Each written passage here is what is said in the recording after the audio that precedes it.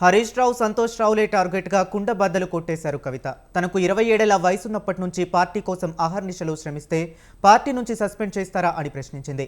కవిత వ్యాఖ్యలు కారులో కంగారు పుట్టిస్తున్నాయి. హరీష్ రావు సంతోష్ రావుల ఇల్లు బంగారమైతే సరిపోతుందా, బంగారు తెలంగాణ అవసరం లేదా అని విమర్శించారు కవిత.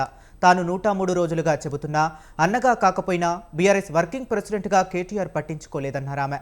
తనకు కేటీఆర్లపై ఎలాంటి కోపం లేదని, తామంతా ఒక కుటుంబం అన్నారు. తమ కుటుంబాన్ని చీల్చడానికే ప్రయత్నాలు చేస్తున్నారని ఆ ఇద్దరిని అసలే నమ్మొద్దన్నారు. అన్న నాన్న జాగ్రత్త అంటూ తన పార్టీ సభ్యత్వానికి ఎమ్మెల్సీ పదవికి స్వస్తి పలికారు. కేటీఆర్ గారు, నేను, మా కుటుంబం, మాది రక్త సంబంధం. పదవులు పోతేనో పార్టీలకు వెళ్ళి సస్పెండ్ చేస్తేనో పోయేటటువంటి బంధం కాదు.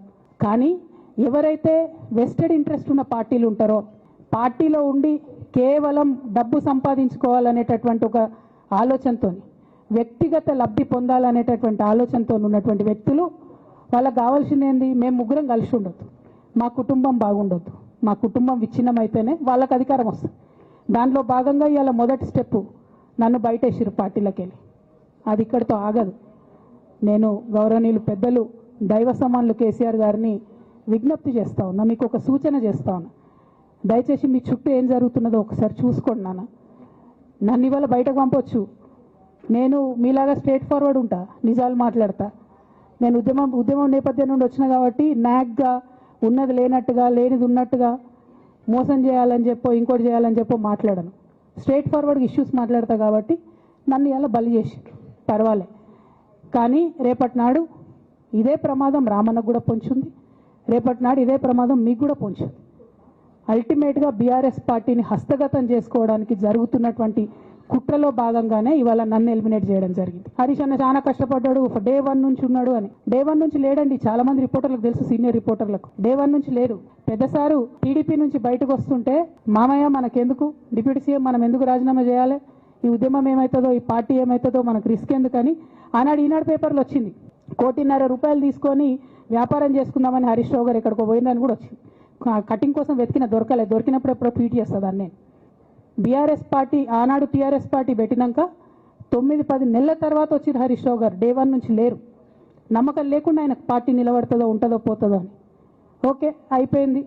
రాగానే సారు పెద్ద హృదయం కాబట్టి క్షమించిరు, దగ్గర తీసుకున్నారు, ఎమ్మెల్యే కాకముందే మంత్రి ఇచ్చిర్రు, అన్ని రకాలుగా ఆదరించిరు, అన్నీ చేసిండ్రు.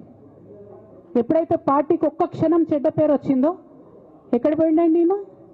చక్కగా పోయి వైఎస్ రాజశేఖర రెడ్డిని కలవలే? మీ అందరికి గుర్తులేదు ఆ ఫోటో? సీనియర్ నాయకులందరికీ బాగా మాట్లాడతారు, అన్ని దగ్గర ఉన్నా, నేనే ఉన్నా, నేను ఎక్కడ లేను. నిన్న పాపం చాలా మంది ఈ కొత్త సోషల్ మీడియా పిల్లలు ఉన్నట్టు వాళ్ళకి హిస్టరీ తెలియదు అనుకుంటా, అందుకే చెప్తున్నా ఇవాళ. అదేవిధంగా నేను పెద్ద ట్రబుల్ షూటర్ అంటారు. ట్రబుల్ షూటర్ కాదు, ఈజ్ బబుల్ షూటర్. ఆయన ఏంటంటే ట్రబుల్ ఆయనే క్రియేట్ చేస్తాడు, చేసి నేనే సాల్వ్ చేసినట్టు నటిస్తాడు. అసెంబ్లీలో అర్ధరాత్రి దాకా పెట్టి రేవంత్ రెడ్డి గారు కేసీఆర్ గారిని తిడుతుంటే దయ్యాలు వేదాలు వాళ్ళు ఇస్తున్నట్టు అనిపించింది నాకైతే.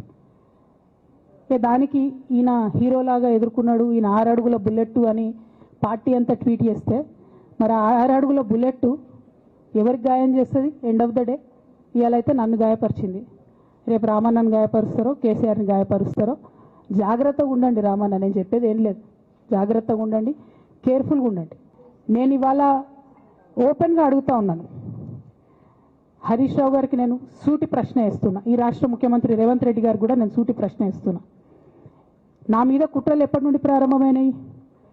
ఎప్పుడైతే హరీష్ రావు గారు, రేవంత్ రెడ్డి గారు ఒకే ఫ్లైట్లో హైదరాబాద్ నుండి ఢిల్లీకో, ఢిల్లీ నుండి హైదరాబాద్లో ఒకే ఫ్లైట్లో వాళ్ళిద్దరు ప్రయాణం చేసి వచ్చినప్పుడు హరీష్ రావు గారు రేవంత్ రెడ్డి గారు కాలు పట్టుకొని సరెండర్ అయినాక ఈ కుట్రలు స్టార్ట్ అయినాయి, నా మీద ఈ స్టోరీలు స్టార్ట్ అయినాయి, మా కుటుంబాన్ని విడగొట్టాలనేటటువంటి కుట్ర స్టార్ట్ అయింది. నేను ఛాలెంజ్ చేస్తూ ఉన్నా, రేవంత్ రెడ్డి గారు మీరు చెప్పండి, ఆ ప్రయాణం జరిగిందా జరగలేదా? హరీష్ రావు గారు మీరు చెప్పండి, ఒకే ఫ్లైట్లో మీరు రేవంత్ రెడ్డి గారితో కలిసి వచ్చిండ్రా రాలేదా? ఆ తర్వాత నుండే నా మీద ఈ కుట్రలు జరుగుతున్నాయా లేదా? సరెండర్ అయింది మీరు. నేను కేసీఆర్ గారిని పెద్దల్ని రిక్వెస్ట్ చేసేది ఒకటే, ఈయన చేస్తున్న నక్కజిత్తుల్ని దయచేసి గమనించండి. ఇవాళ నేను బయట పోతా కావచ్చు, నాదేముంది, ఉద్యమంలోకి వెళ్ళి వచ్చినా మళ్ళీ ఉద్యమంలోకే పోతా, నాకు భయం ఏముంటుంది, నాకు ఎన్నడూ పదవుల మీద ఆశ లేదు.